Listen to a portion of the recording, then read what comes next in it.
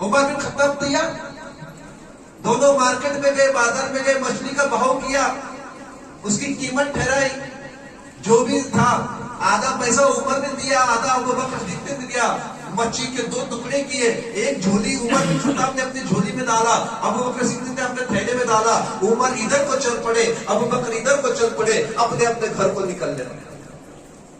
اب گھر کا فاصلہ کیا تھوڑا تھا؟ آج کے حساب سے دیکھا تو 2.5 کلومیٹر، 2.5 کلومیٹر بہت ہوتا ہے آج کے حساب سے، چل کر دیکھو 2.5 کلومیٹر معلوم پڑے گا کتنا ہے۔ دونوں نکل گئے۔ اب نکلنے کے بعد ہم مارکیٹ سے بھاجی لاتے تو کیا کس کے ہاتھ میں دیتے ہیں؟ عورت کے نا، عورت پکاتی ہے نا ہمارے۔ ابو بکر نے بیوی کے ہاتھ میں دے دیا، عمر بن خطاب نے بیوی کے ہاتھ میں دے دیا۔ عمر کہتے ہیں اے میرے شریک حیات، آج مچھلی لایا ہو، اسے پکا دینا۔ ادھر ابو بکر نے بھی دے دیا، نکل پڑے۔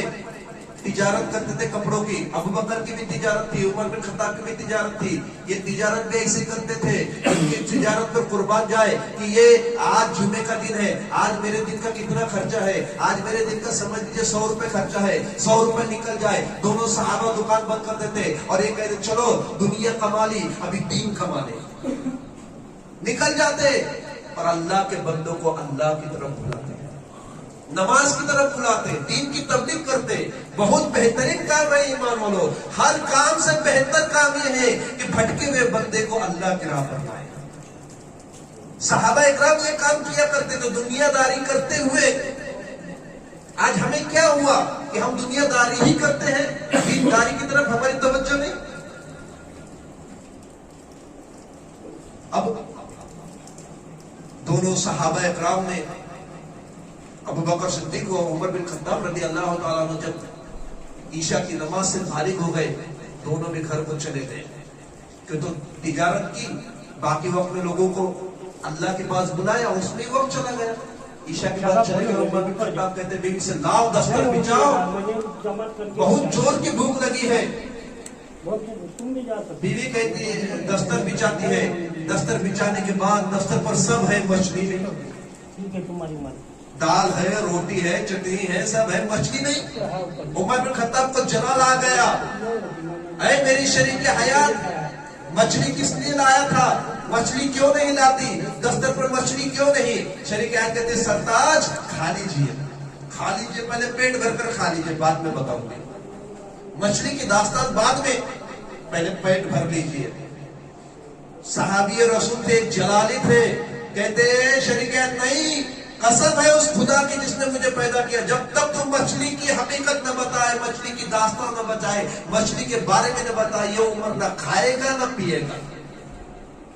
قسم کھائی اللہ، اور اللہ کی قسم کھانے کا حکم نہیں ہے شریعت میں، اور کسی نے اگر کھا لی تو وہ قسم کو پوری ہی کرنا پڑے گا، ورنہ کفارہ لاگو ہوگا، کفارہ۔ رکھو 60 دن کے روزے، قسم پوری نہیں کرے تو، اس لیے قسم نہیں کھانا کبھی اللہ کی۔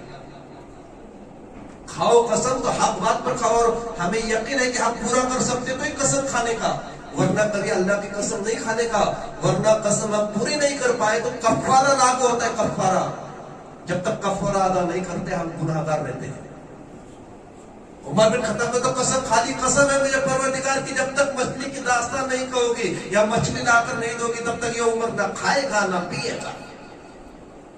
بیوی کہتے جب قسم ہی کھا لی تو سنو، تم نے صبح مچھلی لا کر دی، صبح سے لے کر دوپہر تک، دوپہر سے لے کر شام تک، شام سے لے کر عشاء تک میں اسے پکاتی رہی، تندور میں ڈالا، اسٹو میں ڈالا، چولہے میں ڈالا، تیل میں ڈالا، سالن بنایا، تلنے کی کوشش کی، بھوننے کی کوشش کی، توا پر رکھی، بہت آگ جلائی، لیکن اے میرے سرتاج، مچھلی جلنے کا نام نہیں، مچھلی پکنے کا نام نہیں، پکنا تو دور، مچھلی کو ایک کالا داغ بھی نہیں پڑا۔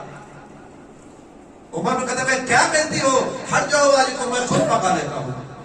عمر بن خطاب گئے، تندور سلگایا، آگ جلائی، توا رکھا، مچھلی دانی، کبھی ادھر پلٹتے، کبھی ادھر پلٹتے، کبھی ادھر پلٹتے، کبھی ادھر پلٹتے، پلٹتے پلٹتے رہ گئے، عمر تھک گئے، لیکن مچھلی پکنے کا نام نہیں لیتی۔ کیا بات ہے؟ عمر حیران، کہتے بیوی مچھلی کو نکالو، میرے جھولے میں ڈالو۔ میں چلا، بیوی کہتے کہاں چلے؟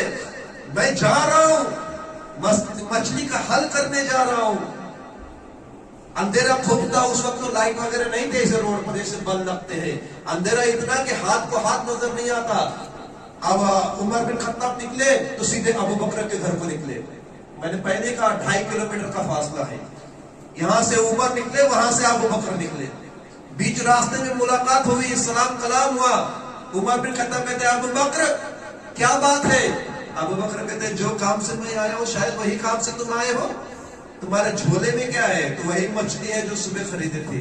ابو بکر کہتے ہیں میں بھی تو لے کر آیا ہوں. کیا بات ہے؟ مچھلی پکنے کا نام نہیں لیتی. ابو بکر پریشان، عمر پریشان. رات کافی ہو چکی تھی. عمر بن خطاب کہتے ہیں ابو بکر ایک کام کرتے ہیں، اپنے سے حل نہیں ہوتا، اپنے سردار محمد رسول اللہ کے پاس چلتے ہیں. محمد رسول اللہ کے پاس چلتے ہیں، وہ تو حل کریں گے.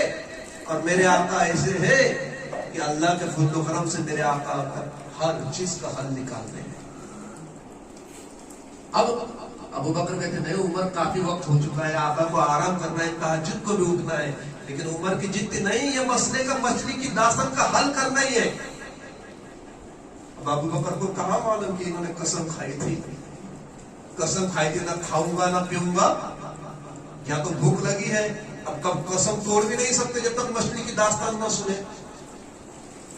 ابو بکر صدیق مجبور ہو کر نکل پڑے تو دیکھتے کہ آقا نامدار مہدی تاجدار محمد رسول اللہ صلی اللہ علیہ وسلم دروازے پر کھڑے ہیں.